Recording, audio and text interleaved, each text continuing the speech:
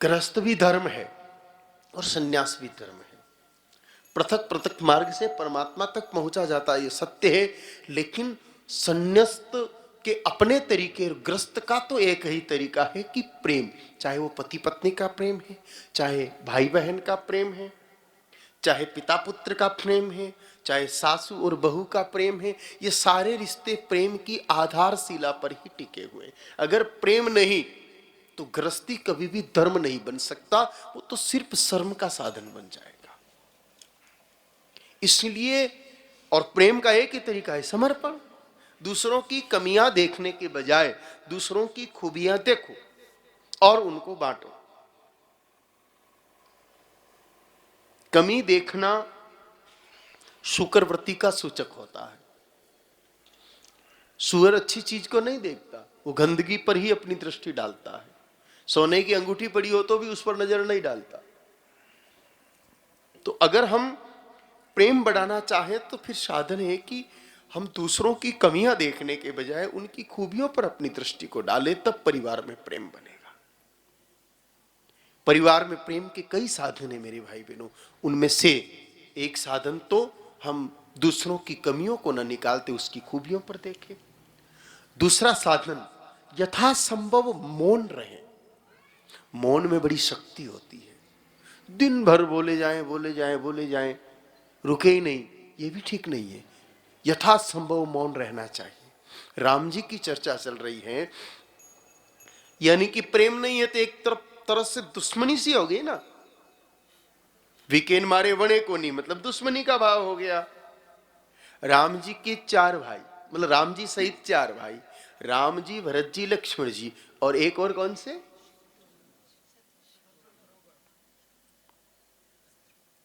जब नाम रखा ना इनका, नामकरण जब हुआ था उस समय गुरुदेव वशिष्ठ जी ने राजा दशरथ जी को एक बात कही,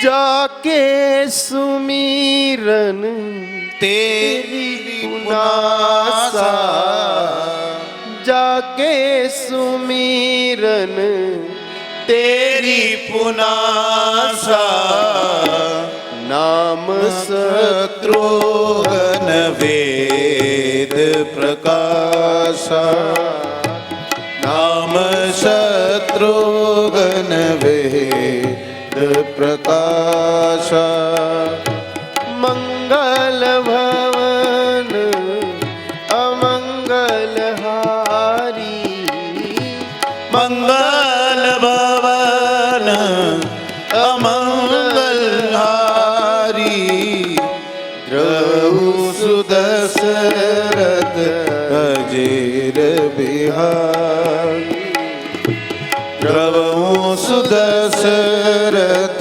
अजेर बिहारी। जाके सुमिरन ते रिपुनासा, रिपु यानी दुश्मन, जिनको याद करने से दुश्मनी खत्म हो जाएगी। रिपुनासा का मतलब दुश्मन नष्ट हो जाएगा ये नहीं है, दुश्मनी का भाव खत्म हो जाएगा। क्यों भाई, इनका नाम लेने से दुश्मनी का भाव क्यों खत्म हो जाएगा?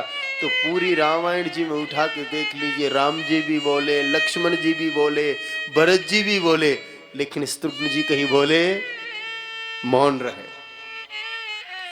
मौन रहने से दुश्मनी का भाव समाप्त होता है, इसलिए मौन रहना चाहिए।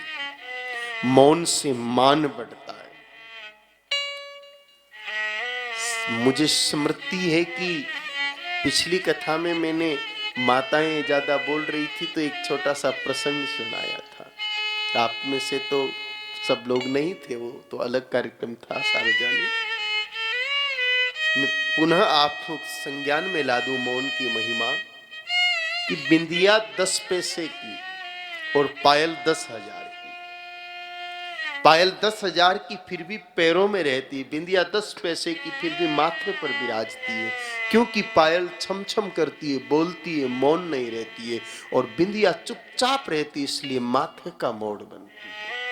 मौन रहने वाले का मान माथे पर और अनावश्यक बोलने वाले का भाव पैरों की तरफ, यानी कि अपमान जैसी स्थिति होती है। परिवार में अगर प्रेम है, बढ़ाना है तो बोलने से ज्यादा सुनो। कानड़ा कतरा है, दो मुंडो कतरो है, एक, यानी कि हूणो दूणो और बोलो कम आदो। भगवान बोलवा के खातिर एक मुंडो दीदो और हुणवा के खातिर दो कानड़ा दीदा, मतलब दूणो हुणो। कुछ लोग सुनना ही नहीं चाहते, बस सामने वाला तो बोले ही नहीं, बस चालू ही रहते हैं अपनी तरफ से। ये भी दुश्मनी को बढ़ाता है, प्रेम को घटाता है। तो परिवार में द्वितीय साधन है मौन, जितना हो सके कम बोलो।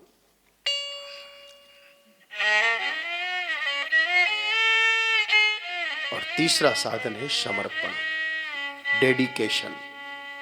एक दूसरे के प्रति समर्पित रहो तो परिवार में प्रेम भाव बढ़ेगा और वही प्रेम अंतोगत्वा हमको परमात्मा तक पहुंचाएगा।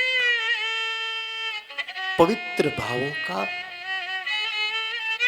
आदान प्रदान मानव जीवन में महत्वपूर्ण है। इसलिए हमें अपने जीवन में पूरी तरह पवित्रता रखनी चाहिए, वही पवित्रता हमारे प्रेम को बढ़ाएगी।